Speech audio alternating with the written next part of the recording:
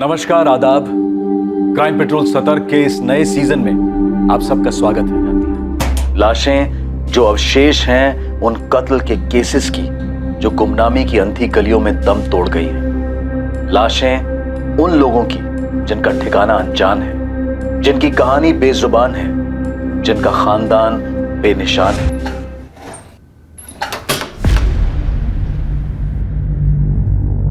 $1.5 लाख है नीलेश, गिन ले। अरे मैं क्या गिने हूं सेठ, आप बोल रहे डेढ़ तो डेढ़ ही होंगे।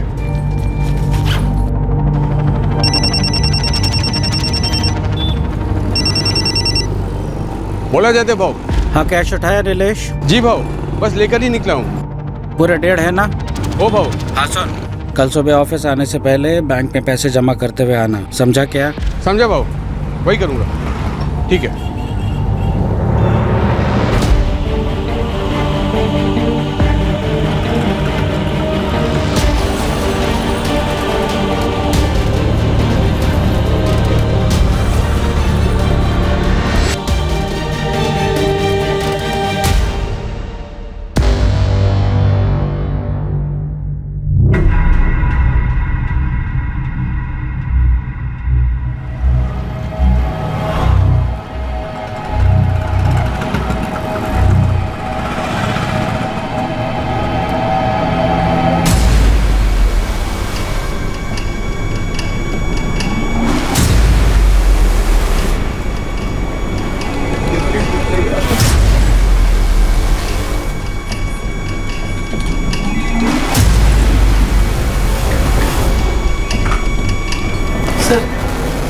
फिर आगे तो सर, वो मेरे पापा। चुप, एकदम चुप। देख सचिन, तू फिर एक बार यहाँ आया ना तो तुझे तेरी आई के साथ अंदर डाल दूंगा और केस ठोकूंगी तेरे बाप के साथ। तुम लोग भी शामिल थे उस चोरी में। चल निकल। लेकिन मेरे पापा चोर नहीं है, आप प्लीज उन्हें ढूंढिए। आलो से समझा रहा हूँ तुम लोगों को कि तलाश जारी है। जय हिंद सर। जय हिंद। सर सर सर बात क्या? सर, ये मेरे पापा है, आप प्लीज इन्हें ढूंढिए। मैटर क्या था उन्हें? पुराना मैटर है साहब। 9 साल पहले इसका बाप नीलेश पाठक अपने सेठ का 1.5 लाख रुपए लेके भाग गया। ये झूठ है सर, मेरे पापा चोरी नहीं कर सकते। वो मुझसे और मेरी आई से बहुत प्यार करते हैं। आप अंदर जाइए, मैं देख लूंगा इसे। यही है इन लोगों का चक्कर। ऐसे नाटक चल रहा है सर। पहले इसकी माँ आती थी, अब 3 साल से ये आने लगा है। चल निकल। देखो क्या हो सकता। देख लड़के, कान खोल के सुन ले। तेरे आई और तू माने या नहीं माने, लेकिन ये सच नहीं बदलेगा कि तेरा बाप चोर है। नहीं साहब। अभी तक अच्छे से बोलते आया हूँ पर और नहीं। समझ ले सचिन, ये लास्ट वार्निंग दे रहा हूँ। तलाश का जुनून सवार था एक बेटे पर अपने पिता को ढूंढने का। 9 साल बीत चुके थे और नीलेश पाठक की कोई खबर नहीं आई। नीलेश का केस मानो खामोशी में खुल गया था। नीलेश पाठक का केस एक मिसिंग कंप्लेंट की तरह से दर्ज ही नहीं हुआ था। नीलेश के मालिक जयदेव रानाडे ने उस पर आरोप लगाया था कि नीलेश उसके 1.5 लाख रुपए लेकर फरार हो गया है। बोलो आरती, कहा तुम्हारा पुत्र नीलेश पाठक? सब कितनी बार बोलूं, मैं नहीं जानती। कल रात से सचिन के बाबा घर नहीं आए, फिर तो खुद जान निकली जा रही है। ये ऐसे नहीं बोलेगी, अंदर करो ऐसे। सब ऐसे क्यों बोल रहे हैं आप? कितनी बार तो आपके पैसे उठाए मेरे पति ने, कभी भी एक पैसा इधर का उधर हुआ क्या? बड़ी रकम का इंतजार कर रहा था साला। पहले मेरा भरोसा जीता, फिर सही टाइम पर वार कर गया। ओ सर, मेरी मानो तो नीलेश के गांव में एक टीम भेजो, वहीं कहीं बैठा होगा छुप करके चोर साला। आई, चाली में सब कह रहे हैं कि तेरे बाबा चोर है। नहीं बेटा, ऐसा मत सोच, वो सब झूठ बोल रहे हैं। तेरे पापा चोर नहीं हो सकते। तो फिर बाबा कहाँ गए? घर क्यों नहीं आए? मुझे नहीं पता।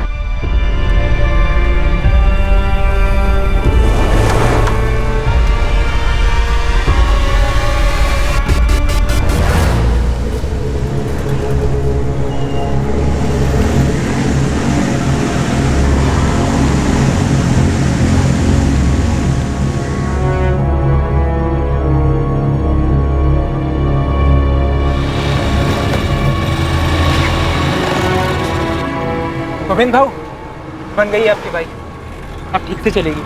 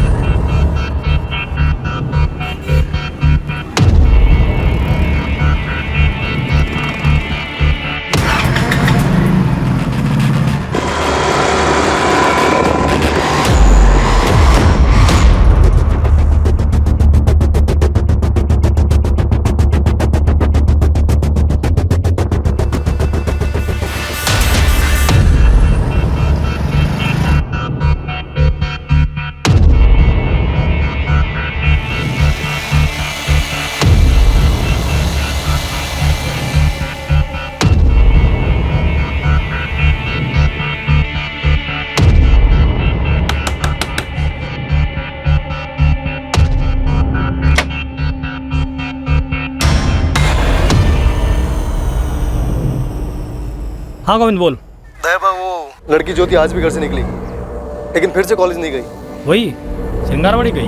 हाँ दया बाबू। ध्यान से सुन गोविंद, इस ज्योति पे है ना फील्डिंग और टाइट कर। हर दिन कॉलेज जाने की बजाय उस घर में जा रही है, कुछ तो लोचा है उस घर में। मुझे पूरी डिटेल दे उधर का। दया दया। हाँ साहब बुला रहे। आता हूँ। सर उस लड़के सचिन का बाप नीलेश पाठक, उसकी कोई मिसिंग रिपोर्ट दर्ज नहीं हुई थी। दरअसल वो मिसिंग हुआ ही नहीं था। एग्जैक्टली हुआ क्या था तावड़े? लड़का इतनी चक्कर क्यों लगा रहा है? सर 9 साल पुराना केस है। ये नीलेश अपने मालिक जयदेव रानाडे का 1.5 लाख रुपया लेकर फरार हो गया था। हमने काफी ढूंढा सर, लेकिन ये हाथ ही नहीं लगा और केस अनसुलझा ही रह गया। वैसे सर 9 साल पहले 1.5 लाख रुपए काफी मायने रखते थे। खान फैमिली से ज्यादा मायने तो नहीं रख सकते ना। लड़का लगातार इंक्वायरी कर रहा है, दावे के साथ कह रहा है कि उसका पिता चोर नहीं था। तावड़े उसका कोई क्रिमिनल रिकॉर्ड था? सर वैसे तो कोई हिस्ट्री नहीं थी, लेकिन शायद एक साथ इतना पैसा देखकर फिसल गया होगा। फिसला तो फिर गिरा कहाँ? 9 साल तक कोई नामो निशान नहीं। अगर वो मान ले कि पैसा लेकर भी फरार हुआ है तो अभी तक उसकी कोई खबर क्यों नहीं मिली? एक काम करो तावड़े जी, लड़के को लाओ, मैं उससे बात करता हूँ। ठीक है सर।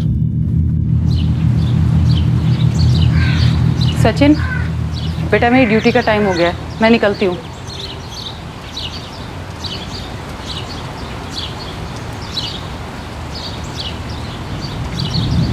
तू फिर थाने गया था? हमें भुलाना होगा उन्हें सचिन। तेरे बाबा वापस नहीं आएंगे। तो उन्हें खुद बोलने दो हमें सामने आकर। बेटा आज तक नहीं आए तो अब क्या आएंगे? आई बाबा हमें कभी नहीं बुला सकते और ना ही वो चोरी कर सकते हैं। बेटा 9 साल हो गए इस बात को, हमें उन्हें भुला देना ही बेहतर होगा। भूल जा इस बात को।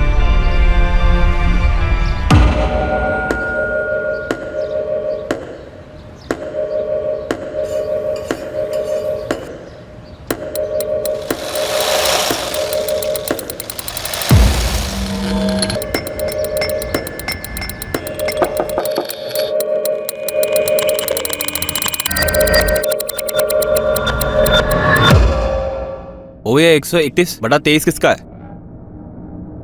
इतने दिन से यहाँ मक्खी की तरह भिनभिना रहा है, अभी तक पता नहीं कर पाया। कई लोगों से पूछा, सब लोग बोलते हैं मत पूछ। तो मुझसे क्यों पूछ रहा है? बताइए ना, किसका घर है वो और है क्या उस घर में? माया। माया? माया जाल की माया? माया मैडम की माया। मैडम का नाम माया है। भाव वो 3-4 लड़की को देखा उस घर में जाते हुए, कॉलेज की लड़कियां हैं। ऐसा होता है क्या उस घर में भाव? आंखें दी है ना ऊपर वाले ने, तो देख लड़कियां अंदर हैं और मर्द अंदर बाहर आ रहे हैं जा रहे हैं। माया कोठा चलाती है? धंधा होता है क्या उस घर में? उस घर में जो भी होता हो, मैं मेरे घर के अलावा कुछ नहीं सोचता। तू भी मत सोच। उस माया औरत से दूर रह, सुखी रहेगा। उसके रास्ते में आया ना तो तू तेरे घर का रास्ता भूल जाएगा। कुछ भी कर सकती है। कुछ भी कर सकती है से क्या मतलब है भाव?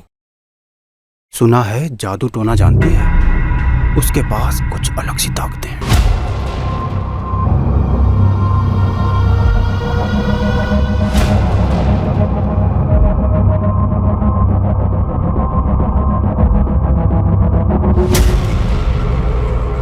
ये ज्यादा घर के बाहर बाहर नहीं जाती है, अंदर ही बैठकर झाड़ फूक तंत्र मंत्र में लगी रहती है।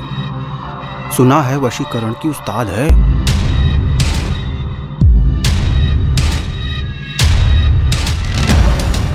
और उसी घर में लड़कियों से धंधा भी करवाती है? अब सब तो यही बोलते हैं।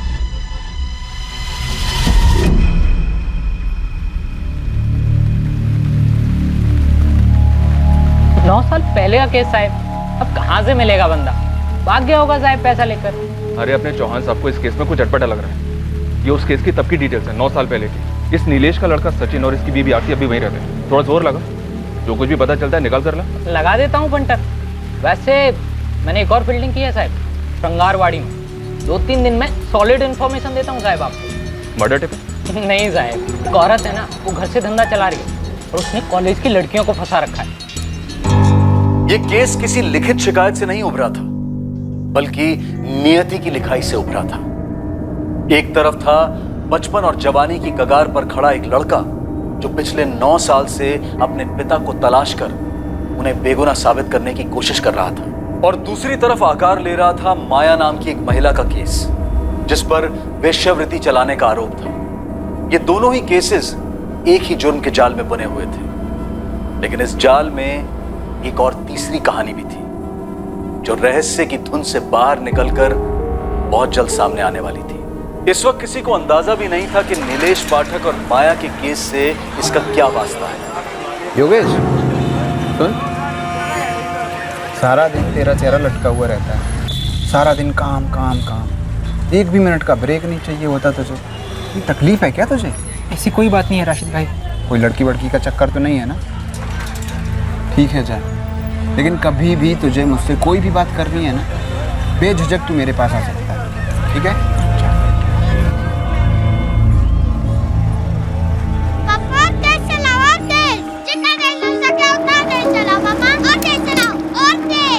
योगेश बेटा, इससे ज्यादा तेज चलेंगे तो हवा में उड़ने लगेंगे हम लोग। अरे मुझे हवा में उड़ना है, और तेज चलाओ, और तेज। देख के हाँ ये बात। पापा मुझे डर लग रहा है, इससे ऊपर नहीं। कुछ नहीं होगा माया बेटा। नहीं, नहीं। पकड़ के रख। हाँ। क्या किया तू? अभी लग जाती थी तेरे को। चल वापस चल। बाबू ने डर लग रहा है।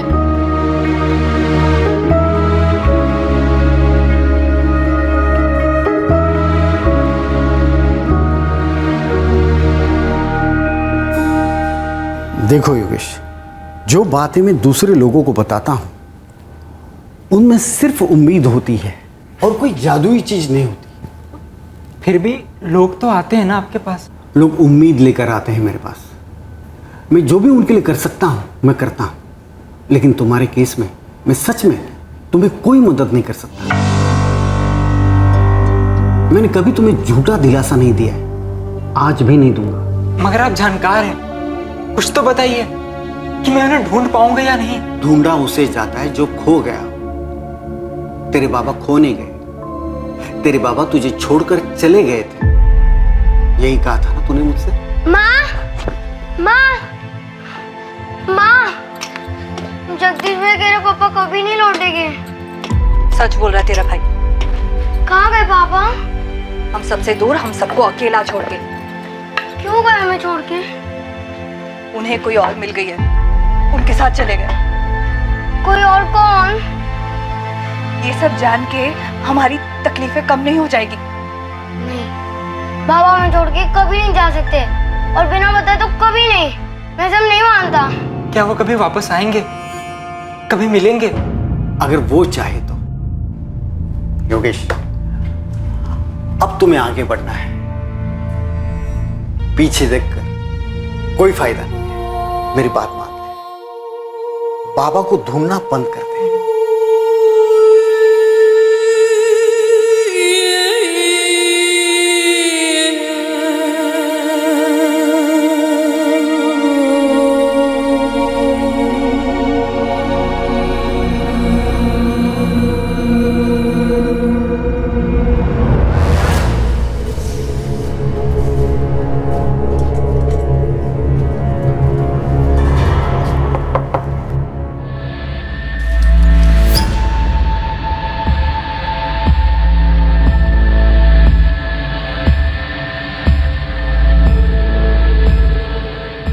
ये वाले के साथ बैठूंगा। घंटे का 4000।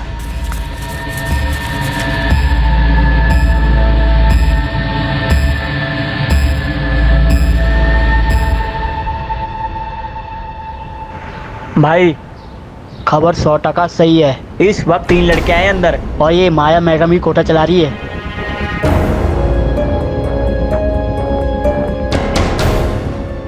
तीनों इस वक्त अंदर है माया के घर में। हाँ साहब, अभी कस्टमर लोगों के साथ। अगर अभी एक्शन लिया ना तो रेड हैंड मिलेगा साहब। हाँ, टीम तैयार करो। लो।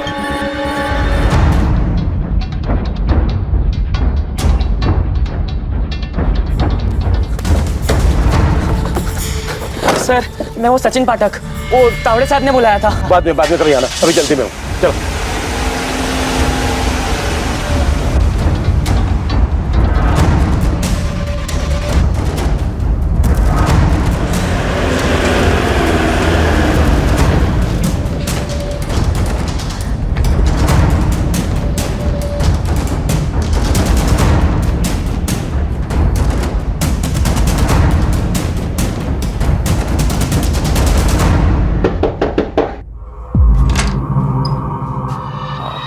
माया मैडम, बोला। वो बैठना था, कोई लड़की फ्री है क्या? हाँ हाँ, अंदर आओ। अरे कौन है तुम लोग? देखो अंदर का एक कोना चेक करो। छोड़ा।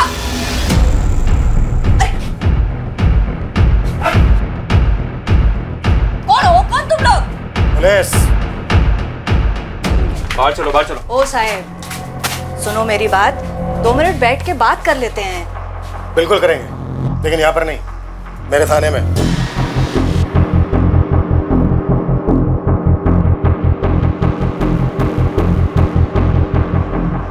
अरे साहब, इधर कुछ गलत नहीं हो रहा है। वो तीनों लड़कियां बालिग है और अपनी मर्जी से इधर बैठती है। गरीब घरों से है साहब। इन तीनों लड़कियों की डिटेल्स हैं हमारे पास। अब तुम ये बोलो कि ये धंधा अकेला चला रही थी या फिर तुम्हारा कोई जोड़ीदार भी है? ये कोई जोड़ीदार नहीं है, मैं अकेली ये धंधा संभालती है। तीनों लड़कियों का सहारा है मैं। साहब, थोड़ा सोच के।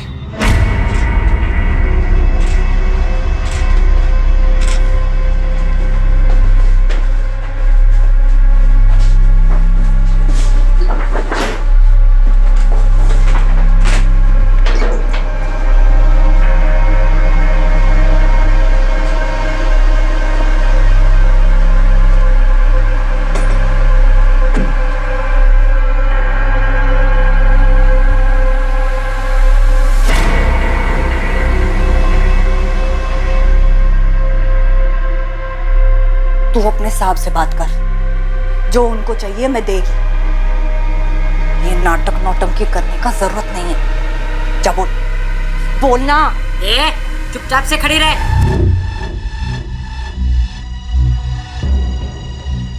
नाबालिग लड़कियों को अंदर छिपा के रखा होगा। ना। ओ माया मैडम, बंद कमरे की चाबी दो। क्यों? उस कमरे में पूजा पाठ का सामान है और कुछ नहीं उधर। हमें खुद देखना है कैसी पूजा पाठ करती हो। चाबी दो। एक बेसहारा औरत का निजी कमरा खुलवा रहे हैं आप? ओ गरीब बेसहारा औरत। नाटक बंद कर, मैं सच बोल रही है साहब, कुछ नहीं है उस कमरे में। चाबी।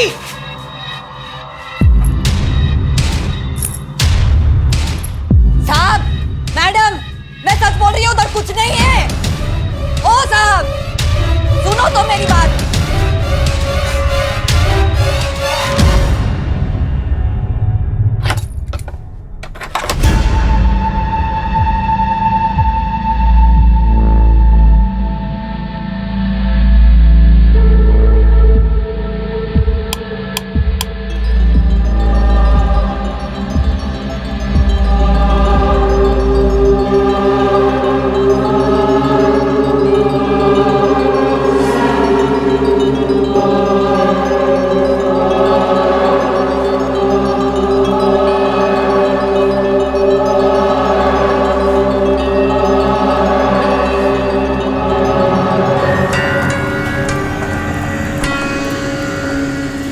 मैंने वहां चेक किया, कुछ भी नहीं है।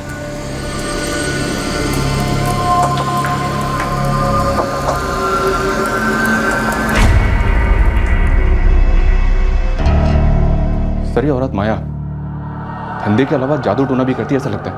सर, ये खुद करती होगी या करवाती होगी? तांत्रिक पार्टनर होगा इसका। पता नहीं क्यों मुझे ऐसा लग रहा है कि दीवारों के पीछे जरूर कुछ है। हो सकता है सर, ये माया धंधे के साथ साथ काला जादू भी कर रही है और पता नहीं क्या क्या काली करतूत छुपा रखी होगी। ये धक्का काय को देती है? बैठ रही है ना। ताई सेटलमेंट करवा दो ना साहब से बात करके। कहीं हमारे घर वालों तक तो ये बात नहीं पहुंचेगी ना। तुम लोग फिक्र मत करो, मैं है ना, कुछ नहीं होगा तुम लोगों को। बहुत देखे पुलिस वाले, कई आए और कई गए। ये भी आएगा लाइन पे।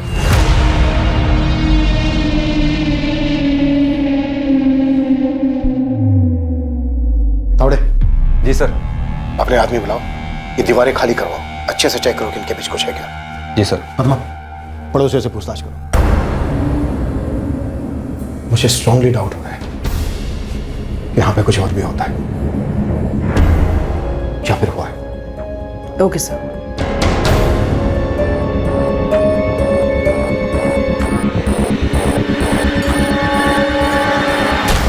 एक उड़ती हुई खबर एक रेड में तब्दील हुई। एक कोठे का पर्दाफाश हुआ तो नजर में आया एक बंद रखा गया कमरा जो सामने से एक पूजा घर लग रहा था। लेकिन पुलिस को एक आभास हुआ कि इस कमरे में कोई राज छिपा हुआ है। इस रेड की बदौलत रोशनी में आया माया के घर का यह कमरा आगे जाकर एक बड़ा खुलासा करने वाला था, एक चौंका देने वाला बड़ा खुलासा।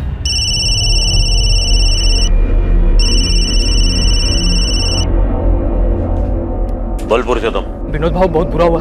माया ताई के घर पुलिस ने छापा मारा है भाव। कौन हराम मुंह खोला रहे? वो सब पता नहीं भाव। छापे के टाइम पुलिस वाले ने पूजा वाले कमरे की चाबी ले ली माया ताई से। और क्या क्या क्या क्या पूछा क्या माया से? हाँ, क्या मिला उन्हें? नहीं मालूम भाव। वो माया ताई और लड़कियों को पुलिस वाले थाने ले गए भाव। ये फोन स्विच ऑफ कर दे और गुपचुप पूना के बाहर कहीं छुप जा, समझा? मामला ठंडा होने तक लौटना मत। भाव मामला कब तक ठंडा होगा? ऐसे कहाँ चला जाऊं? होगा तब होगा। हाँ, अभी निकलने को बोला ना तेरे को, भारत नहीं का?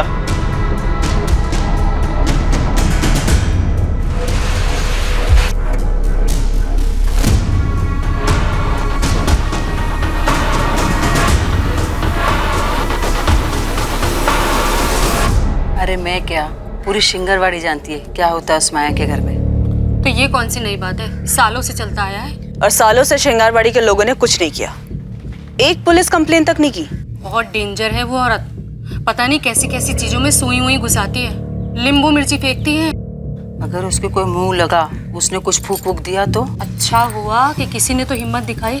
अब आप लोग थोड़ी सी हिम्मत कीजिए। इस माया का कोई ना कोई साझेदार तो जरूर होगा ही होगा। कौन है वो? उसके घर में एक आदमी आता है, विनोद भाव। हाँ, विनोद भाव बोलते हैं उसको सब। उसका पूरा नाम तो मेरे को मालूम नहीं, लेकिन वो ना उस माया का यार है, सालों से आ रहा है। माया उसके अपने पति के साथ रहती थी, तब भी आता था, अब भी आता है। दया। हाँ मैडम। मुझे इस विनोद की पूरी डिटेल चाहिए। ठीक है मैडम, आज शाम तक सारा चिट्ठा निकालता हूँ। हो साहब, सबसे पहले वो तीनों लड़कियों को छोड़ दो, उनका कोई गलती नहीं है। जगह मेरी है और धंधा भी मैं ही करती है। आपको मेरे को जितना मर्जी इधर रखने का ना, मैं रहेगी इधर। इतना तो कर सकते हो ना साहब? सर, हम जानते हैं कि हम गलत काम कर रहे थे, और यकीन कीजिए सर, हम डिसेंट फैमिली से हैं और जो भी कुछ कर रहे थे मजबूरी में कर रहे थे। तुम्हारी पैसों की मजबूरी थी या किसी ने मजबूर किया तुम्हें इस काम को करने के लिए? प्लीज जाने दीजिए ना। हमारे घर वालों को तो लगता है हम कॉलेज जाते हैं, हमें शाम तक घर पहुंचना है। उन्हें किसी हालत में पता नहीं लगना चाहिए सर। आज नहीं तो कल पता लगना ही था, तो फिर आज ही सही। नहीं सर, प्लीज ऐसा मत कीजिए। तो मुझे पूरी कहानी चाहिए। तुम इस धंधे में कब और कैसे आई, माया से कैसे मिली, वहाँ और क्या क्या धंधे होते हैं, इस काम में और कितने लोग शामिल हैं, सब कुछ बोलना होगा। बोला तो ना साहब, मैं अकेली औरत है, सालों से अकेला धंधा चला रही है, विधवा है मैं। पहले मैं खुद धंधा करती थी, फिर उम्र हो गई, फिर देखा कि लड़कियां खुद सामने से चल के आ रही थी, बस शुरू कर दिया। क्या करेंगे साहब, पेट भी तो भरना है ना। और वो जादू टोना वो सब जो उस कमरे में होता है? कोई जादू टोना नहीं है उधर साहब, मैं उधर सिर्फ पूजा करती है और कुछ नहीं है उस कमरे में। कुछ नहीं है तो फिर इतना डरी हुई क्यों? ऐसा कुछ नहीं है साहब, मैं उन लड़कियों के लिए डर रही है, उनकी कोई गलती नहीं है साहब। आपको मेरे ऊपर जो चार्ज लगाना है ना वो लगाओ, मैं बैठेगी ना जेल में, बस उनको छोड़ दो।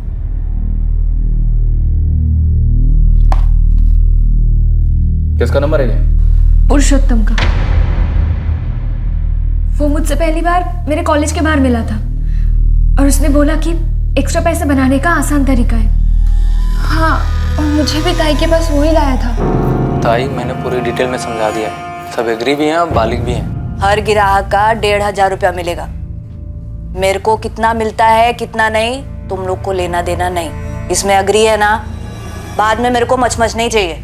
तुम लोगों की कोई सहेली होगी कॉलेज की या किधर की भी, जिसको थोड़ा पैसा बनाने का है, उसको बता भी सकती है और इधर लेके भी आ सकती है। और जो लेकर आएगा ना, उसको कमीशन भी देगी मैं। 1 साल से तुम लोग अपने घर वालों से झूठ बोल रही हो कि कॉलेज जा रही हो और ये सारे काम करती हो। और कितनी लड़कियां तुम्हारी कॉलेज की जिनको तुम तीनों ने अपने इस काम के लिए फंसाया? सर, किसी को अप्रोच करने में डर लगता था। वहाँ और क्या क्या काम होते हैं, साफ साफ बोलो। सर हम वहाँ पे सुबह 10 से 6 बजे तक ही होते थे। उसके बाद वहाँ क्या होता है हम लोगों को नहीं पता है।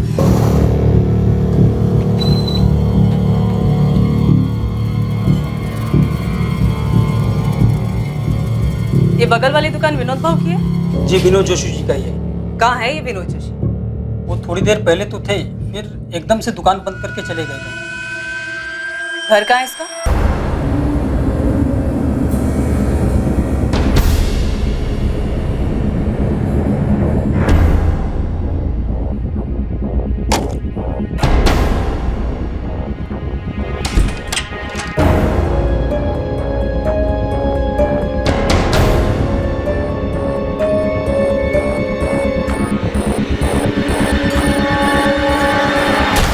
वहाँ तुम सिर्फ धंधा और पूजा ही नहीं करती हो, बल्कि जादू टोना, काला जादू टाइप भी कुछ करती हो। साहेब मैं उस घर में सिर्फ 2 टाइम पूजा करती है, वो कब से गुनाह होने लग गया है बताइए। उस घर से हमें टोने टोटके का सामान, सुइयां, नींबू, मिर्च। अरे साहेब वो तो सब एक तांत्रिक आया था कई सालों पहले, वो छोड़ के गया था। मैं तो उस सब चीजों को छूती तक नहीं है।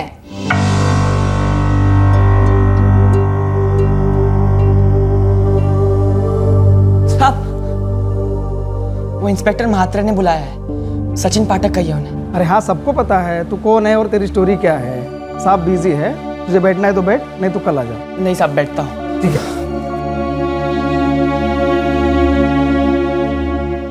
कभी नहीं। माया ने तुम्हारे सामने वो कमरा कभी नहीं खोला? नहीं सर वो कमरा तो हमेशा बंद रहता है। ये तुम्हारी मैडम माया कोई जादू टोना या झाड़ फूक वगैरह करती है क्या?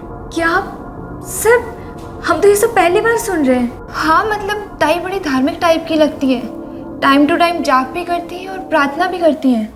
ताई चाय बनाई थी आपके लिए।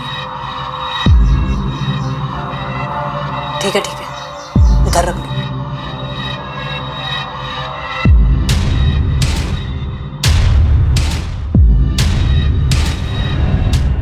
तुम तीनों को अलग अलग अपने अपने स्टेटमेंट्स देने होंगे।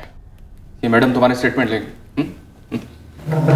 सर वो हमारा नाम वगैरह कुछ नहीं आएगा ना?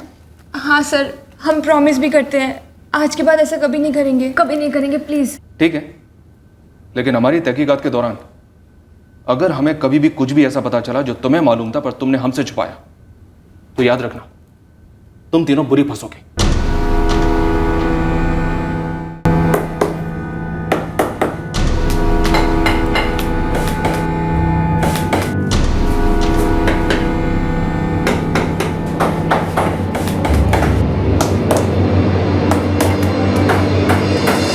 बकवास कर रहे हैं मैडम? पुलिस वाली क्या हुई? कुछ भी अनाप शनाप बोलेंगी? मेरे पति का दूर दूर से वास्ता नहीं है इन सबसे। तो फिर कहाँ छुपा है आपका पति? फोन क्यों स्विच ऑफ है विनोद जोशी का? मेरा पति एकदम इज्जतदार आदमी है मैडम, 20 सालों से सही तरीके से अपना काम कर रहा है। काम से गया होगा कहीं और फोन किसी कारण बंद रखा होगा। ये 2 और 2 मिला के बहुत बड़ी गलती कर रही है आप। महिमा जी हमने ऐसी मन घड़न नाम नहीं निकाला आपके पति विनोद जोशी का और धमक पड़े हैं आप एक काम कीजिए, श्रृंगारवाड़ी में आप अपने पति की फोटो घुमाइए एक बार माया के घर के पास और पूछिए औरत से, आदमी से, जिस मर्जी से पूछिए कि आदमी है कौन। फिर देखिए कितने इज्जत से नाम लेते हैं वहां के लोग आपके पति विनोद जोशी का। साहब वो मैं सचिन पाठक, वो महात्रे साहब ने बुलाया था। वो नीलेश पाठक किस के लिए? यस सर वो मेरे फादर है। जो 7 साल पहले कुछ पैसों के साथ गायब हुआ था। चोरी का केस दर्ज है ना? नहीं सर वो 9 साल पहले गायब हुए थे। सब कहते हैं उन्होंने चोरी की थी, लेकिन सब झूठ कहते हैं। आप पता लगाइए ना प्लीज। हाँ हमने हमारी टीम को काम पे लगा दिया, सर्च कर रही है। कुछ भी हाथ लगेगा तो मैं बताएंगे। तौड़े साहब यहाँ तो कुछ नहीं है और लगता नहीं कि दीवार के पीछे कुछ हो। साहब को लगता है यहाँ कुछ गड़बड़ है, इस धंधे के पीछे कुछ और भी है।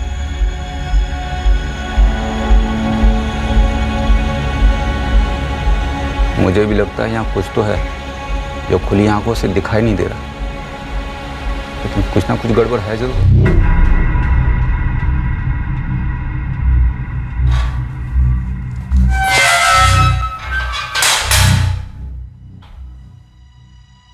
कुछ भी नहीं मिला था?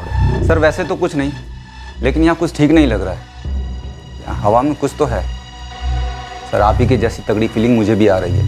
ये धंधा, ये पूजा पाठ, सर इस सब के पीछे कुछ और चक्कर है। घर सील कर दो, एक एक ईंट तराशेंगे, इस माया को भी तोड़ेंगे।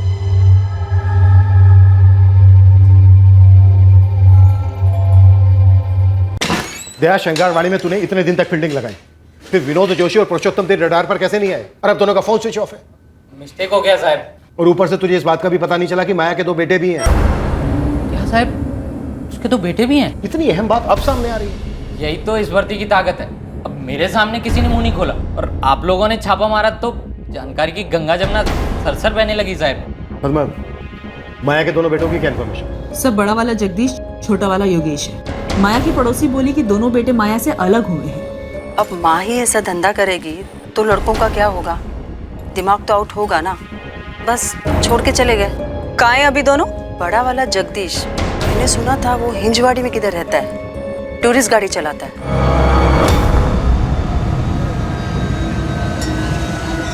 छोटा वाला मैकेनिक है योगेश, पता नहीं कहाँ चला गया।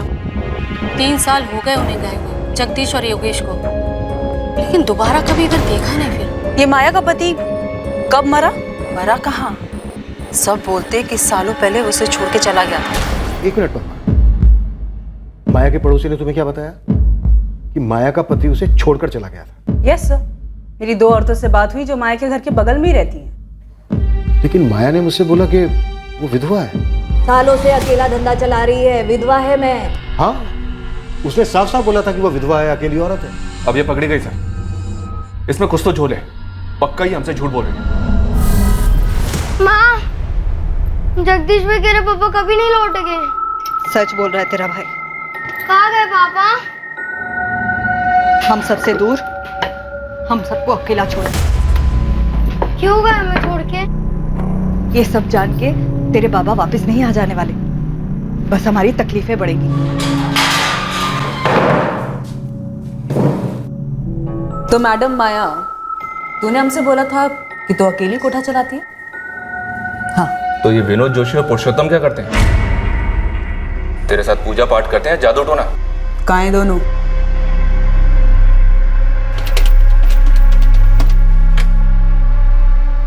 मेरे को कुछ मत पूछ पुरुषोत्तम, तू अपना देख ले, मैं अभी स्विच ऑफ कर रहा हूँ फोन। अरे भाऊ, मैं कहाँ जाऊंगा और क्या करूंगा? अबे 3-4 महीना ना कहीं पर भी पड़ा रहे, बाद में लौटा ना सब ठंडा हो जाए तब। धंधा वाला मामला होता तो ठंडा भी हो जाता। पुलिस तो पूजा वाले कमरे के पीछे हाथ धोकर पड़ी है, पता नहीं उन्हें क्या दिख गया वहाँ पे। ये कुछ नहीं दिखेगा उन्हें, कुछ नहीं मिलेगा, समझा ना? तू और मैं ना उनके हाथ नहीं लगने चाहिए। 4-5 महीना गुल हो जा, किधर छुप जा, तब तक माया संभाल लेगी। तूने हमसे कहा था कि तू विधवा है, अकेली, यही कहा था ना? हाँ। क्या हाँ? अकेली है और विधवा है। तो ये बता, तेरे दोनों बेटे का है, योगेश और जगदीश? मेरे को नहीं मालूम। ए जग्या, जग्या, रुकने वाला। जग्या, तू सच में मेरे को छोड़ के जा रहा है? आई, मैं यहाँ और नहीं रह सकता। जग्या, तू ही तो मेरा सहारा है। आज तक जो कुछ भी मैंने किया तेरे को और योगेश को पालने के लिए किया। मैं मुंह नहीं खोलूंगा आई, बस, लेकिन अब और नहीं। जग्या,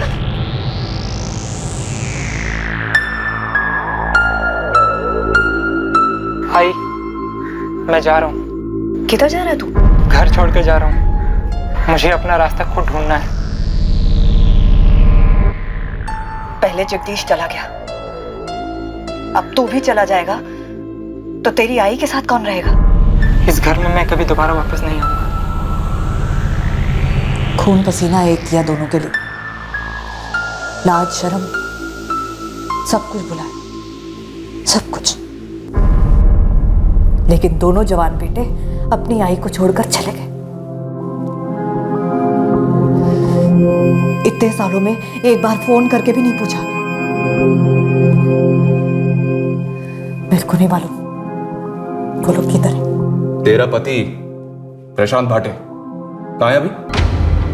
तूने तो हमसे कहा था कि तू विधवा है, लेकिन पता है क्या, हमें पता चला वो मरा नहीं, तुझे छोड़ के गया।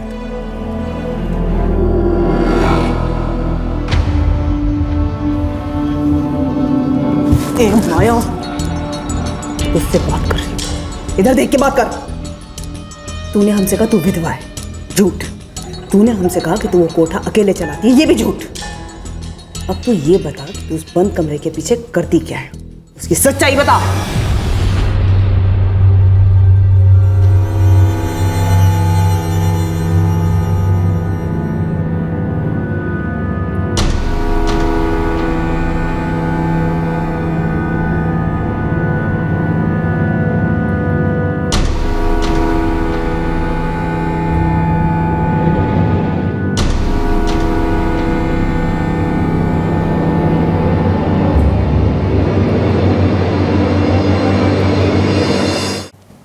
मैं मानती है कि मेरा पति प्रशांत भाटे मेरे को छोड़ के गया।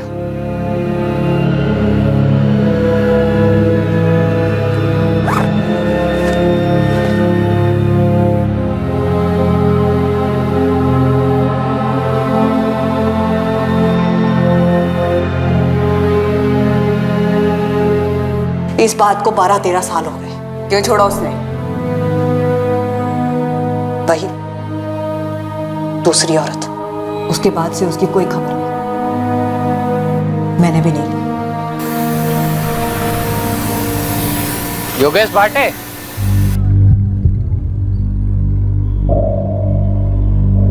जी? तू माया भाटे का लड़का है ना? पुलिस ने अंदर किया उसे, घर पे रेड पड़ी है। देखिए, मेरा उससे और उसके धंधे से कोई वास्ता नहीं है। और तेरा बड़ा भाई जगदीश, उसको भी ऐसा ही लगता है? मुझे नहीं पता कि उसे क्या लगता है और क्या नहीं लगता है। अपने कर्मों का फल तो मिलना ही था मेरी आई को, लेकिन आप लोगों मुझसे कहा। जगदीश, 10 साल पहले तुम्हारी चाली में एक बूढ़ी औरत रहती थी, दुर्गा। हाँ, दुर्गा ही रहती थी। क्या हुआ उन्हें? वो तुम्हारे बाबा प्रशांत भाटे, तुम्हारी आई माया भाटे और तुम दोनों भाइयों के बारे में सब कुछ जानती है। अंदर कर दिया उसे? अच्छा किया, जहर है वो माया भाई। दुर्गा का कि हमें लगता है कि उस घर में धंधे के अलावा भी और कुछ चल रहा था। मैंने कहा ना, वो जहर है। मैं उनके पड़ोस में ही रहती थी। और एक बात बताऊं, पूरे श्रृंगारवाड़ी यही समझती है कि उसका पति प्रशांत किसी दूसरी औरत के साथ भाग गया। पर ये सच है क्या? उसका बेटा योगेश भी साफ मना कर रहा है। आप लोगों को लगता है कि उस कमरे में कुछ अजीब है, लेकिन मैं कहता हूँ सर, जब से बाबा घर छोड़ के गए हैं ना, तब से पूरे घर में सब कुछ अजीब सा होता आ रहा है। तुम्हें ऐसा क्यों लगता है योगेश? देखिए मैम, पूरी दुनिया कह ले कि मेरे बाबा किसी दूसरी औरत के साथ भाग गए, और इस बात को ये जगदीश ये भी मान ले, लेकिन मैं नहीं मान सकता हूँ मैम। सही कह रहा है योगेश, ये प्रशांत जो था भला आदमी था। मुझे नहीं लगता है वो अपने बच्चों को छोड़कर कहीं और भाग जाए। और अजीब बात क्या है मालूम? उस माँ ने एक बार पता करने की कोशिश भी नहीं की कि उसका पति दोनों बच्चों को छोड़कर कहाँ चला गया। और ये दूसरी औरत वाली बात? कोई दूसरी औरत नहीं थी। आदमी की नजर से पता चलता है कि आदमी किस मिट्टी का बना है। ये प्रशांत भाटे बहुत भला आदमी था।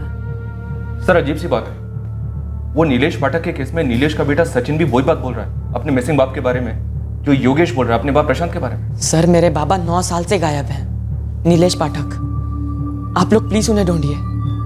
मैं कह रहा हूं आपसे, वो चोर नहीं है, वो ईमानदार है। वो मुझसे और मेरी आई से बहुत प्यार करते हैं। वो किसी दूसरी औरत के लिए हमें छोड़ के नहीं जा सकते। ये सब झूठ है। सर, सबसे ज्यादा अजीब बात तो ये है कि योगेश भी लगभग वर्ड टू वर्ड सेम बात बोल रहा है। सर, आप लोग मेरे बाबा को ढूंढने में मदद कीजिए। मेरे बाबा से थे ही नहीं कि किसी दूसरी औरत के लिए मुझे, जगदीश को या हमारी आई को छोड़कर चले जाएं। वैसे नहीं थे सर, नहीं थे सर। क्या कोई कनेक्शन हो सकता है सचिन के फादर नीलेश पाठक और योगेश के फादर प्रशांत भाटे के बीच? सर, इन दोनों केसेस के बीच में कनेक्शन का तो पता नहीं, पर ये दोनों केसेस एक धागे से जरूर जुड़े हुए। इन दोनों केसेस में 2 जवान बेटे अपने दोनों बापों को, लगभग जो 9 साल पहले या 12 साल पहले गायब हुए हैं, उन दोनों को ढूंढना चाहते हैं। और इन दोनों को पूरा यकीन है कि जो कहानी उन्हें बताई गई वो झूठी है। कहीं इन दोनों के गायब होने के पीछे इस माया की तो कोई इन्वॉल्वमेंट नहीं है।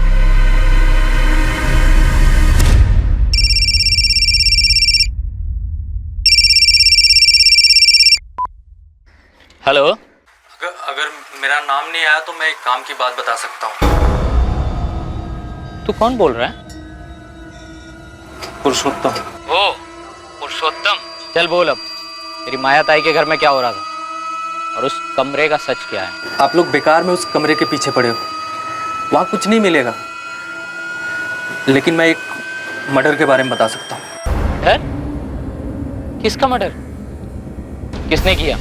मेरा कोई हाथ नहीं है, मैं पहले ही बोल रहा हूँ, और ये जानकारी मैं सिर्फ तब दूंगा जब तुम मुझसे वादा करो। इस केस में मेरा नाम नहीं आना चाहिए। अबे पुलिस का खबरी हूँ, कोई कोर्ट का जज नहीं। और देख, मैं तेरे को वादा सादा नहीं कर सकता, लेकिन एक बात बोल सकता कि अगर सरकारी गवाह बनेगा और पुलिस की मदद करेगा तो तेरी सजा कम हो जाएगी, वरना देख बम्बू तेरा पक्का है। ज्यादा मत सोच, क्योंकि इसके सिवा तेरे पास कोई चारा नहीं है। अब जल्दी से बता दे, किसका मर्डर किसने किया? वो क्यों चले गए? वो हमें ऐसे छोड़कर नहीं जा सकते। अगर छोड़कर गए भी हों तो ऐसे बिना कुछ बताए क्यों गए? एक ठोस अंदेशा था, संदेह था कि माया भाटे के घर में प्रोस्टिट्यूशन के अलावा कोई अमानवीय गतिविधि भी चल रही थी। अब पुलिस को खबर मिली थी कि माया का एक कत्ल से भी संबंध है, और खबर देने वाला था उसका अपना दाहिना हाथ, उसका दलाल पुरुषोत्तम, जो कि मांग कर रहा था कि उसे इस केस से बाहर रखा जाए। क्या था यह मर्डर केस और कौन था पीड़ित? पर मर्डर किसका हुआ? पुरुषोत्तम को गारंटी चाहिए कि उसका इस केस में नाम नहीं आएगा। उसने बोला है कि वापस फोन करेगा। वैसे मैंने मेरे बंदे लगा रखे हैं उसकी तलाश में। सर, इस माया के दोनों बेटे योगेश और जगदीश हमारे पास हैं। सर हो सकता है इन दोनों बेटों को कुछ पता, पर हमसे छुपा रहे हैं। जगदीश दादा, आपने कैसे मान लिया कि बाबा हमें ऐसे ही छोड़ के चले गए? मुझे तो बचपन में भी यकीन नहीं था, और अब भी नहीं है। तू 9 साल का था और मैं 14 साल का, तो बचपन से तेरा था यार।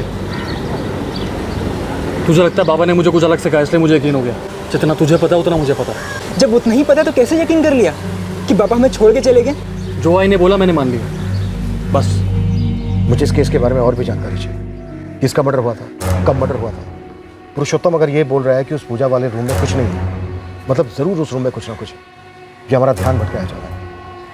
मुझे स्ट्रांगली लग रहा है उस पूजा वाले रूम और इस मर्डर के बीच कोई ना कोई कनेक्शन जरूर है। सर, माया उस कमरे को हमेशा बंद रखती थी। कहीं ऐसा तो नहीं कि उस कमरे के अंदर कोई डेड बॉडी दफन हो? खान, तुम और तावड़े उस पूजा वाले रूम का दोबारा से पोस्टमार्टम करो। पद्मा, माया के दोनों बेटों को टैग करो, बात करो उनसे। गया, मुझे किसी भी सूरत में माया का वो लवर विनोद जोशी चाहिए। और पुरुषोत्तम को बोल कि हम उसे सरकारी गवाह बना लेंगे, तो चार्ज भी नहीं लगाएंगे उससे। लेकिन शर्त यही है, उस मर्डर की मुझे पूरी जानकारी चाहिए। चल, साहब ने बुलाया है। सुन, मेरा ये लॉकअप में दम घुटता है, तो मैडम के लिए एसी लगवा दे। एक पैकेट अगरबत्ती का बंदोबस्त कर दे। रे शानी, ना तो एक होटल का कमरा है और ना मैं रूम सर्विस वाली हूँ। चल चुपचाप। माया ऐसा भी क्या दफन है उस कमरे के अंदर जिसकी वजह से तुम इतना डरी हुई हो?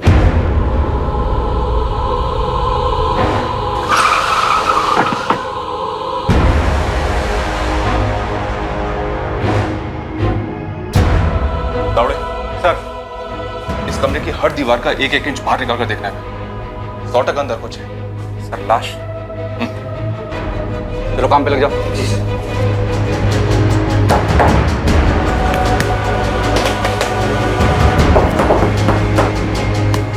इसकी लाश है उस कमरे में? साहब मैं बोली ना आपको, मैं उधर से पूजा करती है। पूजा पूजा भक्ति से की जाती है माया, और तुम डर की वजह से पूजा करती हो। किस चीज का डर है? किसको मार डाला तुमने जिसका डर तुम्हें ये सता रहा है कि वो कहीं भूत बन के तुम्हारे सामने ना आ जाए?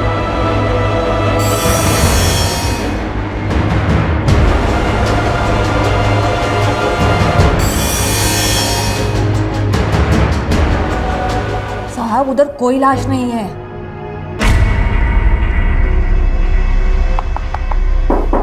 एक मिनट।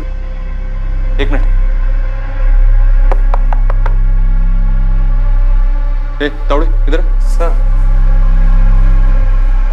ये सुन जरा। हाँ सर, कुछ हो सकता है। दीवार को तोड़ो।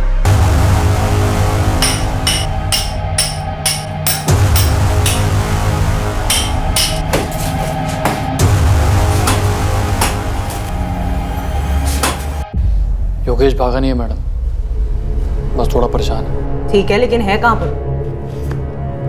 फोन नहीं उठा रहा है, गैराज भी नहीं जा रहा है, घर पर भी नहीं है। क्यों?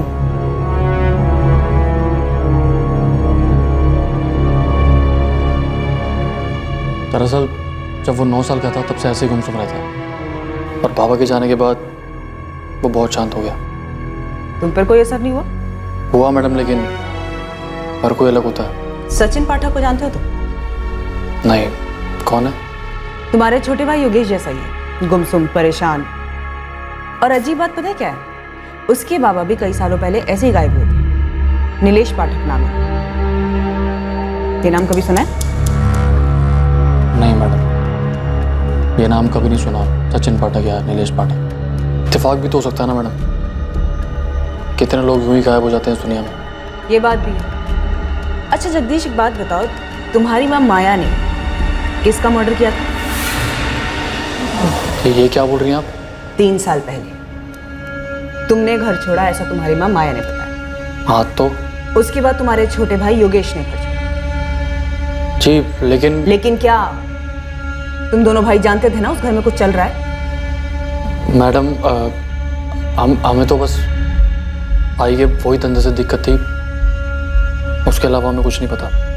वैसे जब बाबा हमारे साथ थे तब भी ये सब करती थी।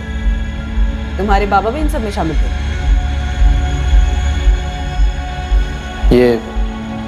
ये आदमी विनोद जोशी, ये पता नहीं आई की जिंदगी में कहां से आ गया, लेकिन जब से आया ना मैडम, पैसा बरसने लगा। जगदीश, वो आई। सुन रहे बाड़ा? घंटे भर के लिए बाहर जाके खेल। पर क्यों आई? आई बोल रही है ना, जा बाहर जा।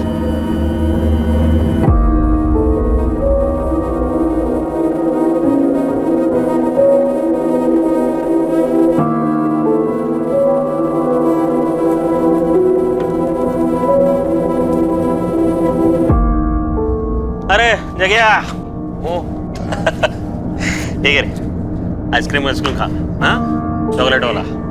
बाबा कारपेंटर का काम करते थे। दोपहर में आई के पास अलग अलग लोग आते थे। ये समझने में ज़्यादा देर नहीं लगी कि क्यों आते थे और वहाँ क्या होता था।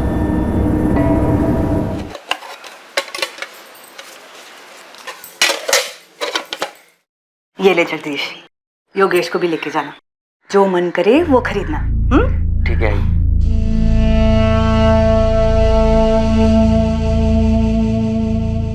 हम बच्चे थे, नई नई चीज़ें खरीदना अच्छा लगता था। योगेश और छोटा था, ना ही उसे कुछ समझ में आता था, ना ही कुछ पता चलता था। मैंने भी उसे कभी समझाने की कोशिश नहीं की। किसी भी बच्चे के लिए आसान नहीं होता है ये जानना कि उसकी माँ धंधा करती है। मेरे को मालूम है कि मेरे को सिर्फ पैसा चाहिए था, एक अच्छी जिंदगी चाहिए थी, मेरे लिए, मेरे बच्चों के लिए, और कुछ नहीं। मैं तुम्हारे धंधे की बात नहीं कर रहा हूं, कत्ल की बात कर रहा हूं। किसको मारा था तुमने? मैंने खुद को मार डाला साहब, पैसों के लालच में। मैं खुद रोज मरती थी। मैं अपने पति की कमाई से खुश नहीं थी। वो तो बस एक कारपेंटर था, उसकी कमाई से कुछ नहीं होता था। देख माया, मैं जितना कमा सकता था उतना कमा रहा है, इससे ज्यादा नहीं होगा। बस ये समझ ले, हम लोगों की किस्मत में इतना ही है। पढ़ी लिखी नहीं है लेकिन इतना जानती है, गरीब पैदा होना किस्मत की बात है, लेकिन गरीब मरना बेवकूफी। तो ये भी जानती होगी ना, ये जितना चादर होता है उतना ही पैर फैलाना चाहिए। शादी के टाइम पे एक दूसरे का औकात बराबर से मालूम था ना हम लोग को। तो क्या औकात बदला नहीं जा सकता? जितना कमाता हूं उतना ही है, नहीं हो पाएगा उससे ज्यादा मेरे से। और ये फालतू का ना सपना देखना बंद कर दो। मैं नहीं छोड़ पाई अपने सपनों को। सपने देखना कैसे छोड़ सकता है कोई? मेरी विनोद से मुलाकात हुई, वैसे भी मैं अपने पति से दूर जा रही थी। मेरी विनोद से नजदीकियां बढ़ी और पैसों से भी। क्या बकवास कर रहा है? पागल हो गया क्या? कह रहे इतना क्या फड़फड़ा रही है तू? हाँ, ये देख, ठंडे दिमाग से सोच। जो तेरे मेरे बीच में है जो तेरे और प्रशांत के बीच में, वही तो करने को बोल रहा हूँ तेरे को। विनोद, मेरे साथ ऐसी बात करने का नहीं। निकल इधर से। ओ बाबा, जाता हूँ मैं, लेकिन ना तू खुद चल के सामने से मेरे को ये बोलेगी, और वो भी लव कर। ए माया, अरे लेकिन बैठना रे बाबा। देख, जितना सोचने में बुरा गंदा लगता है ना, वैसा बिल्कुल भी नहीं है। देख, तू दोपहर को अकेले रहते, मैं कैसा आता है, मेरे साथ कोई और आएगा। देख, करना तुझे वही है जो हम करते हैं, लेकिन सोच, तगड़े पैसे मिलेंगे, तगड़े। तेरी जिंदगी ना ऐसे फटकन बदल जाएगी। हाँ, एक दोपहर का 2000, 1000 तेरा, 1000 मेरा। चल मेरे को बोल, ये तेरा प्रशांत महीने का कितना कमाता है? 6000, 7000? अरे उतना तू एक हफ्ते में कमाएगी। मन बनाएगी तो 4 दिन, पूरा मन लगाएगी ना तो 2 दिन में, अरे 1 दिन में कमा सकती है। तेरे संग तुम्हें एक बात याद रख, ये मर्दों की जरूरत ना बहती नदी है, कभी सूखती नहीं। तो तू काय को सुखी सुखी जिंदगी जी रहे रे, काय को? ठीक है, सोच के बता मेरे को, आता हूं। बहुत घिन आई थी विनोद की ये बात सुनकर, लेकिन पैसे के लिए तरसते हुए भी बहुत घिन आती थी साहब, इसीलिए हाँ बोल दिया। पहली बार बहुत गंदा लगा सर, लेकिन जब हाथ में पैसा आया ना, फिर सही गलत कुछ भी नहीं लगा। सोचा कि शरीर ही तो है, पैसे की धुंध छा गई थी।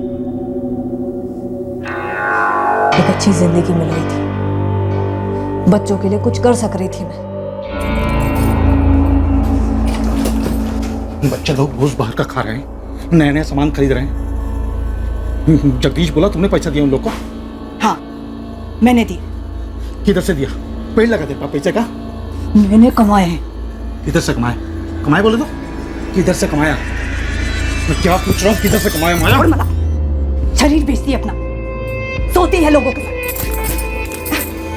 शरीर मेरा है, मैं बच्चों को वो दे रही है जो तू अपने अगले जन्म में भी अपनी कमाई के साथ नहीं दे सकता।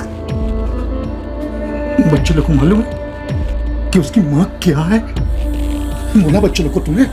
नहीं, वो स्कूल में होते हैं और तू काम पे, दोपहर में आते हैं लोग।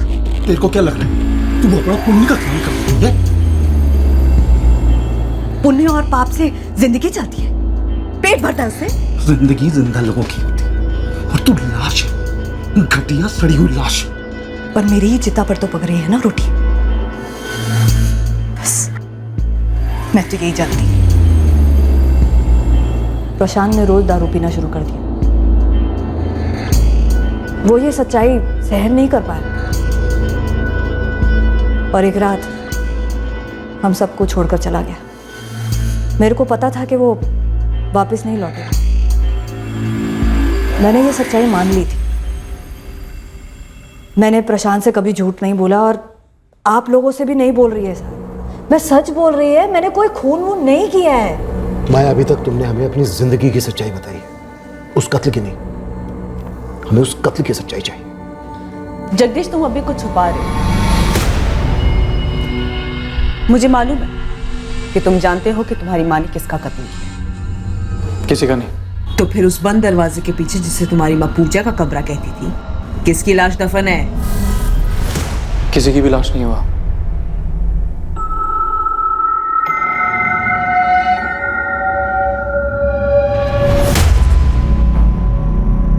सर, यहाँ तो कुछ दिख नहीं रहा।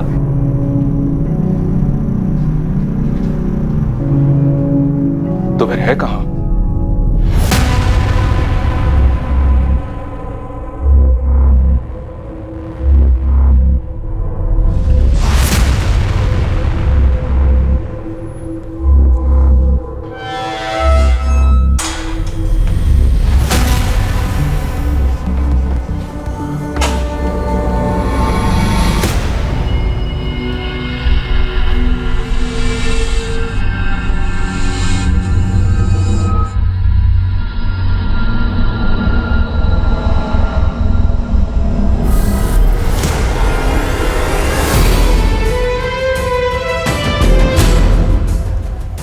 कौन है?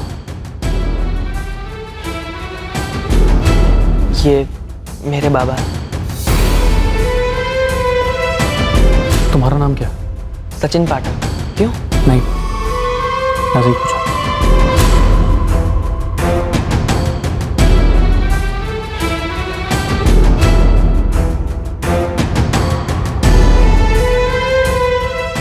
सचिन पाठक को जानते हो तुम? नहीं, कौन है? उसके बाबा भी कई सालों पहले ऐसे ही गायब हुए थे। नीलेश पाठक नाम है। ये नाम कभी सुना है? मेरे बाबा है। जब दिल अपराध बोध में डूबा होता है तब घृणा अपने कुकर्मों से नहीं बल्कि खुद से होती है। माया के घर में कुछ छुपा जरूर था जो पुलिस के हाथ नहीं लगा था, लेकिन वहां जो था उसके बारे में कई लोग जानते थे और अच्छी तरह से जानते थे। एक अजीब इत्तेफाक कहिए, एक एक्सीडेंट कहिए या नियति का लिखा कहिए, जो भी कहिए, पर इस आम से दिखने वाले एक अवैध कोठे पर हुई इस साधारण सी रेड की वजह से कई असाधारण सच्चाइयां उभरने वाली थीं जो कि सालों से खामोशी के कफन में दफन थी।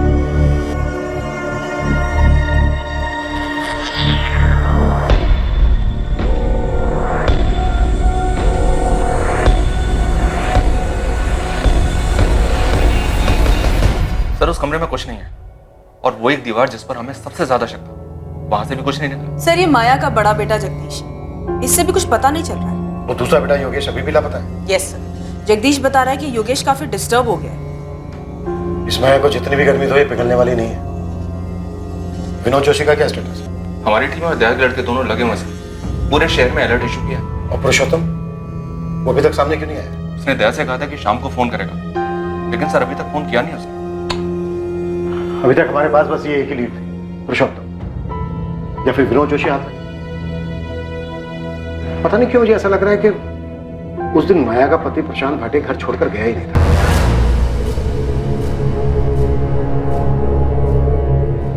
12 साल हो गए, 12 साल से लेकर आज तक उसकी कोई खबर नहीं है।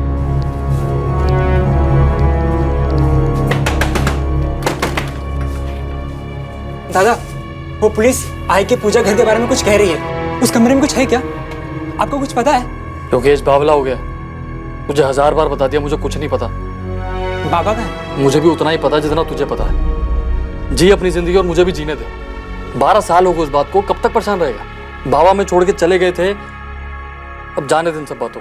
नहीं, वो हमें छोड़ के नहीं गए थे। दादा सच बताओ, क्या बाबा कभी गए भी थे? मुझे तो हमेशा से ही लगता था कि हमें शहर पहले ही छोड़ देना चाहिए था। इससे बाबा मिल जाएंगे क्या? नहीं, पर तेरे दिमाग में तो नहीं रहेंगे ना? रहेंगे, और तब तक रहेंगे जब तक मुझे सच्चाई पता नहीं चल जाती। क्योंकि ये जो बोला जा रहा है नाई, ये झूठ है। और ये तो तू भी जानती है नाई, कोई तो ऐसा होगा नाई जो सच्चाई जानता हो। बाबा को कोई दोस्त या कोई भी।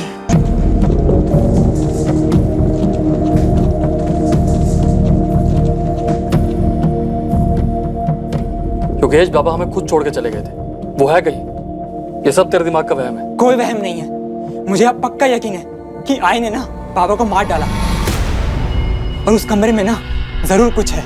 उस कमरे में कुछ नहीं है। तू एक काम कर, उस कमरे में ढूंढ, पूरे घर में ढूंढ, पूरी दुनिया में ढूंढ, लेकिन दोबारा मेरे पास दुखड़ा लेकर मत आइयो। वैसे जिंदगी खराब है, तू जा यार।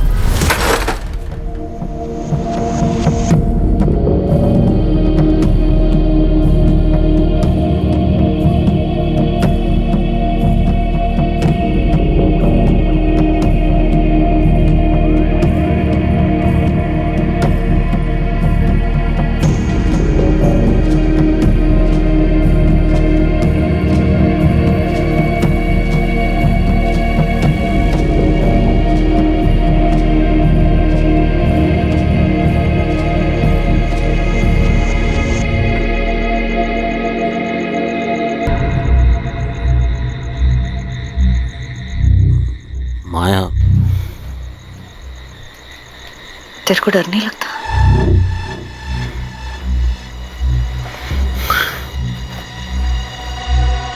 नहीं,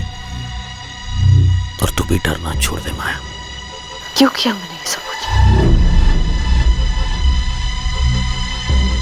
खुद के लिए, तेरे बच्चों के लिए, अरे हमारे लिए माया। क्या करेगी मैं इतने पैसे का? क्या इन पैसों से मैं अपने पुराने पाप धो सकती है? अपना भविष्य, अपनी खुशियां खरीद सकेगी? मेरे को तो ये भी नहीं पता है खुशियां होती क्या है।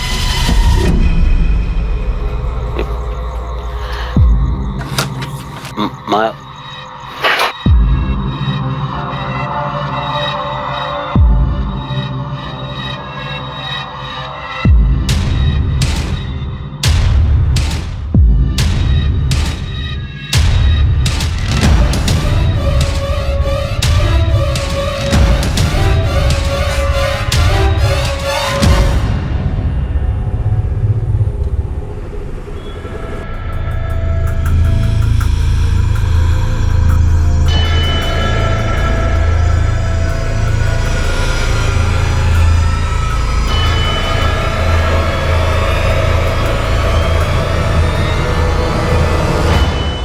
किसका मर्डर हुआ? मुझे नहीं पता साहब, मैं तो उसका थोबड़ा भी नहीं देखा था साहब। मैंने सिर्फ उसकी लाश ठिकाने लगाने में मदद की थी साहब। कब की बात है ये? कई साल हो गए साहब, याद नहीं। लाश कहाँ ठिकाने लगाई थी? वो जंगल में साहब। कौन से जंगल? कातरज के जंगल में। मैं उन दिनों विनोद भाऊ का टेम्पो चलाता था। एक रात को उन्होंने मुझे माया ताई के घर बुलाया भाऊ।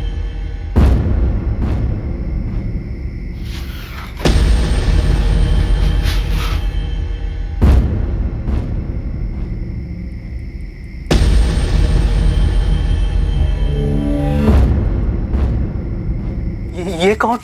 लाश है आदमी, ठिकाने लगा। नहीं बाबू, लेकिन ये मुझे बताओ ये है कौन? इतना जानना जरूरी नहीं, समझा ना तेरा? गपचूप उठा। उसी रात हम उस लाश को कातरज के जंगल में ले गए।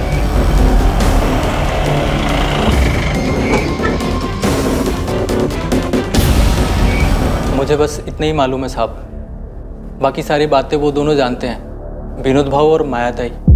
मर्डर किसका हुआ है अगर यही नहीं पता चला तो तेरी टिप खोटी है ना, कोई मतलब नहीं है उसका। जगदीश जानता है साहब। क्या जानता है जगदीश? वो जानता है मर्डर हुआ था, तो ये भी जानता होगा किसका हुआ था। लेकिन भाऊ मुझे पता ही है ये है कौन, ये सब कैसे हुआ? बहुत पूछने लगा बे तू, हाँ? इतना जानना जरूरी नहीं, समझा ना तेरा? गपचूप उठा। जगदीश वही था, उसने शायद खून होते हुए देखा हो साहब। और तेरा ये विनोद भाव कहाँ मिलेगा सर? पूर्वी लॉज। हो सकता है पुरुषोत्तम झूठ बोल रहा हूँ, फिर भी एक चांस दे। पूर्वी लॉज से विनोद को उठाओ और कातरज पुलिस से बात करो। मैं जगदीश और माया इनसे दोबारा बात करता हूँ। खान इतना तो पक्का है कि उस घर का कुछ ना कुछ अतीत है। ताला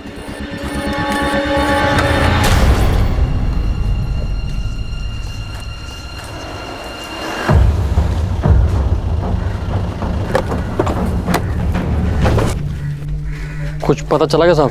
सब कुछ पता चला, चल थाने। सर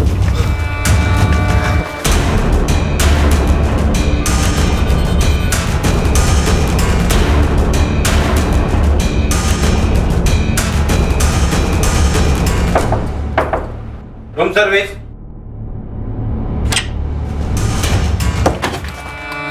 अगर भागा तो यहीं पे ठोक दूंगा, दोबारा अपने पैरों पर चल नहीं पाएगा तो। विनोद जोशी। माया, तुम्हारे पति प्रशांत भाटे ने कभी घर छोड़ा ही नहीं था, है ना? वैसे कातरज के जंगलों में हम उस लाश की तलाश कर रहे हैं। भूतों से डर लगता है ना तुम्हें? हमें भी लगा तुम्हारे घर में अजीब, ऐसे लगा जैसे कोई भटकती आत्मा हो। नाराज सी। तुम्हारा खेल अब खत्म हो गया है माया। पुरुषोत्तम ने सब कुछ बोलती है, विनोद जोशी को अरेस्ट कर लिया और हमें यह भी पता चल गया है कि तुम्हारा बेटा जगदीश उस कत्ल का गवाह है, उसको भी उठा लिया। साहब, जगदीश उस टाइम बच्चा था, उसने कुछ नहीं किया, उसको छोड़ दो साहब। तुमने और विनोद जोशी ने मिलकर मारा ना प्रशांत भाटे को? नहीं साहब। ठीक है, पुरुषोत्तम और विनोद जोशी के साथ अब हम जगदीश को भी तोड़ेंगे। साहब, मैं सच बोल रही है कि तुमने और विनोद जोशी ने मिलकर प्रशांत भाटे को मारा? नहीं।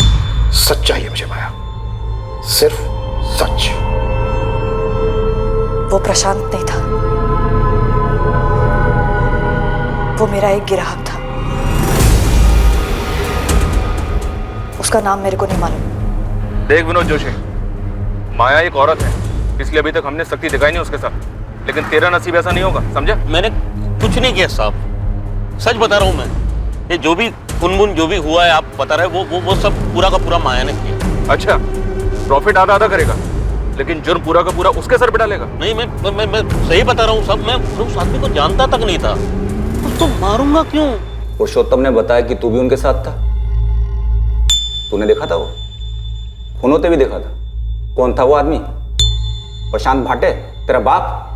नाम नहीं मालूम, लेकिन वो चेहरा मैं कभी भूल नहीं सकता।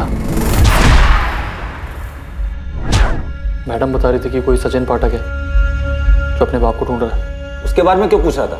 जिसको मारा गया था वो वही था।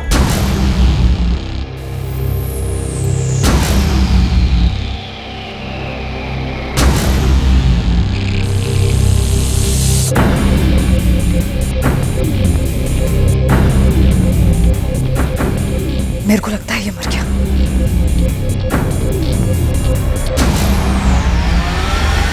वो आदमी सचिन का बाप नीलेश पाठक था? नाम नहीं मालूम। तो तुझे कैसे पता वो सचिन का बाप था? सचिन के हाथ में उसके बाप की तस्वीर देखी थी, वही चेहरा जो रोज रात को मैं ना चाहते हुए भी देखता हूँ। मेरी आई भी देखती होगी। इस पैसों के लालच ने पहले मेरे को मारा,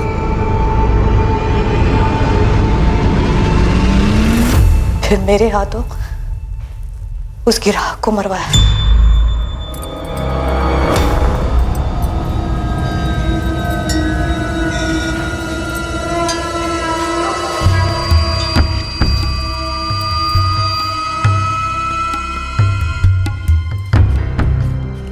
ओहो, क्या बात है बाबू, बैंक वैंक लूट कर आए हो क्या?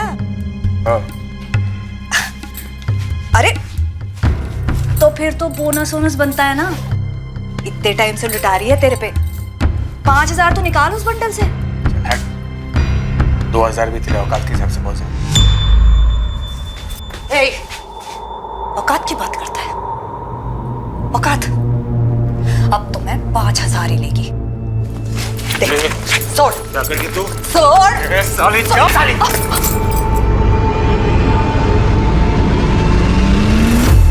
आसमान में बादल नहीं छाते साहब, मेरे सामने नोटों के बादल छाते थे। उसके पास इतना सारा पैसा था साहब, और ऊपर से ऐसी बात। मैं उसको कैसे छोड़ देती साहब?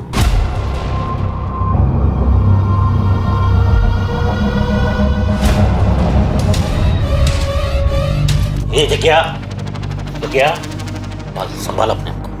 देख, तुझे तेरी आई की मदद करनी है, समझ लगा है? ये खून साफ करना है, समझ लेना। आई की मदद करे इसे।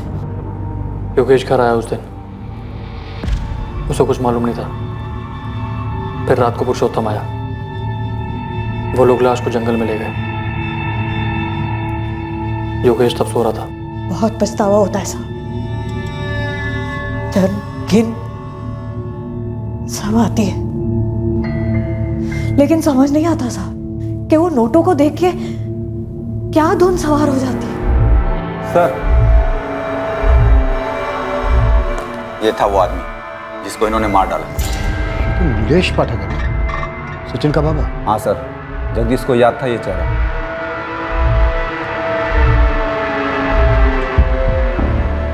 ये था ना वो?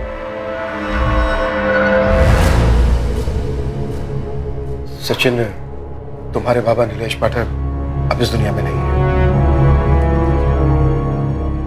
क्या हुआ था उनके साथ? कत्ल हुआ था उनका। कत्ल? क्यों? किसने किया? क्यों किया? तुम्हारे पापा एक कोठे पर जाते थे, शंकरवाड़ी। कोठा? हाँ, माया भाटे नाम है उसका। उसने और उसके साथीदार ने तुम्हारे पापा का मर्डर कर दिया था।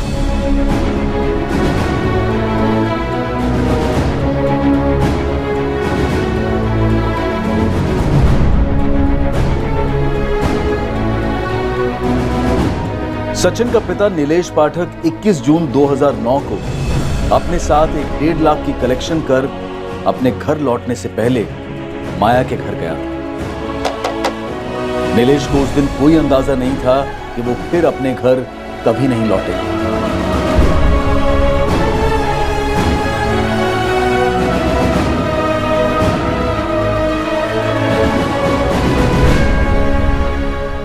जुलाई 2009। हाँ, इस केस फाइल के हिसाब से 2 जुलाई 2009 को यहाँ कातरज के जंगल में एक लाश मिली थी।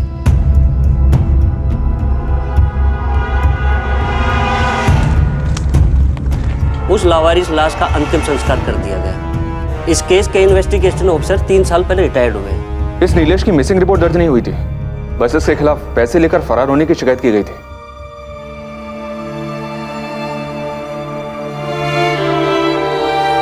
बाबा चोर नहीं थे,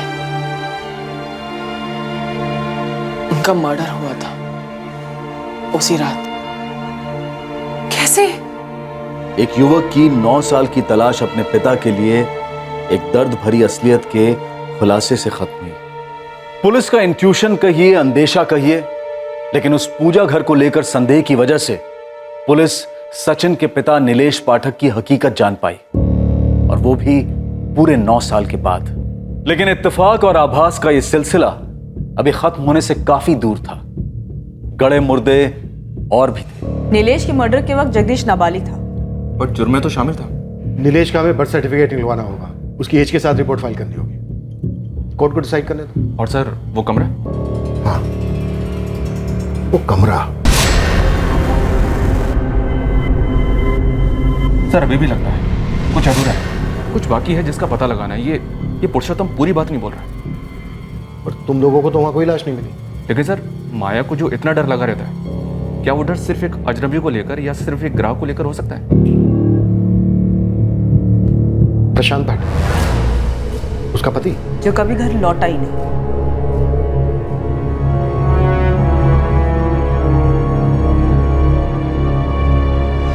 मुझे मेरे भाई जगदीश से मिलना है। तू था कहाँ इतने दिन? तेरा फोन भी बंद था। है कहाँ वो? आई ने किसी को मार डाला था। आपको इतने साल से मालूम था? मेरे सामने ही हुआ था योगेश। अब ये नहीं कहना कि तुम्हें नहीं मालूम कि बाबा कहाँ है। दादा, अरे अब तो सच बोल दो। 12 साल हो गए, 12 साल। दादा, दादा! इत्तेफाक से हुए माया के घर पर उस एक छापे ने कई अधूरी कहानियों की कड़ियां सामने लाकर रख दी थी। वो कड़ियां जो तलवार बनकर 2 युवकों की जिंदगियों पर लटकती रही।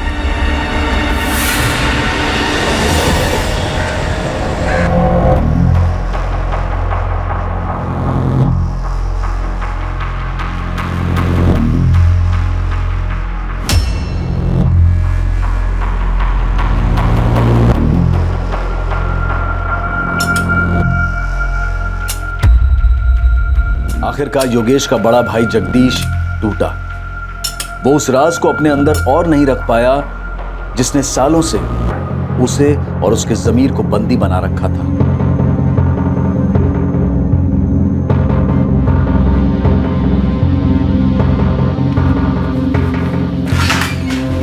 सर, जगदीश भाटे कुछ कहना चाहता है, कुछ और भी बात है। नीलेश पाठक के अलावा मेरी आई ने किसी और का भी कत्ल किया था सर। तुम्हारे पिता का?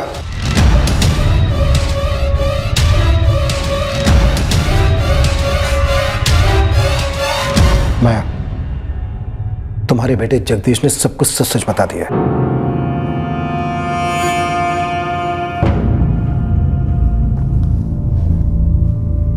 अच्छा है साहब। साहब, क्या सच बोलने से, कबूल करने से दर्द कम होता है क्या? हो सकता है, लेकिन जुर्म कम नहीं होता। तो सच यही है साहब कि जगदीश और योगेश का बाप मेरा पति प्रशांत उस रात घर छोड़कर चला गया था। मेरे को नहीं मालूम था कि वो वापस आ जाएगा। तो कौन होती मेरे पूछने वाली? तेरे क्या लगा मैं क्या कभी लौट के नहीं आया क्या? तेरा हाथ भी लोग जो सलाह दिन में आता था अभी रात को भी आने लगा क्या इधर? कभी कदम भी नहीं रखा। जब भी वहां देखती थी तो वो खड़ा दिखता था, घूरता हुआ। मैंने ये सब कुछ क्यों किया, मेरे को इसका जवाब कभी नहीं मिला सर। पहले अपने पति को, फिर उसकी राख को। साहब, उन दोनों की आत्मा से ज्यादा ना मेरे को अपने आप से डर लगता है। क्या मैं किसी और को भी मार देगी क्या? मेरे जीते जी ना ये डर जाने वाला नहीं है साहब, ये मेरे को मालूम पड़ गया।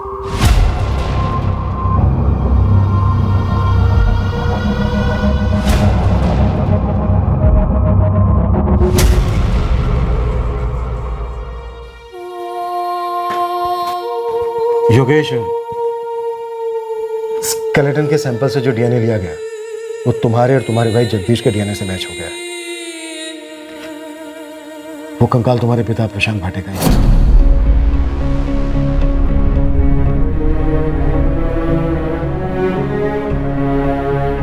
मुझे मालूम था सर,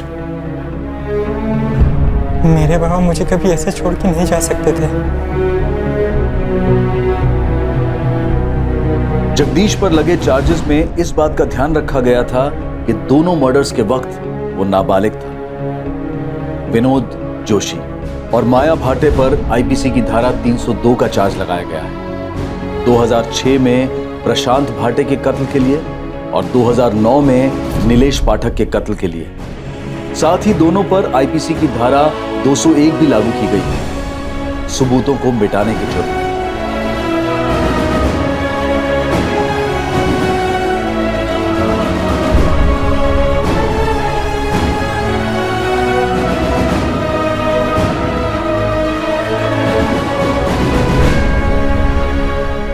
एक कत्ल 12 साल पहले हुआ और दूसरा कत्ल 9 साल पहले, और दोनों के बारे में किसी को भनक तक नहीं थी। 9 साल पहले अगर नीलेश पाठक पैसों के कलेक्शन के बाद माया के कोठे पर ना गया होता तो क्या होता? 12 साल पहले अगर माया का पति प्रशांत उस रात घर ना लौटा होता तो क्या होता? आने वाला खतरा अदृश्य होता है, लेकिन जब कोई जुर्म के साए में डेरा डाले तो वो खतरे के साए से दूर कैसे रह सकता है भला? माया ने अपने ही हाथों अपने जमीर की सुई तोड़ी थी।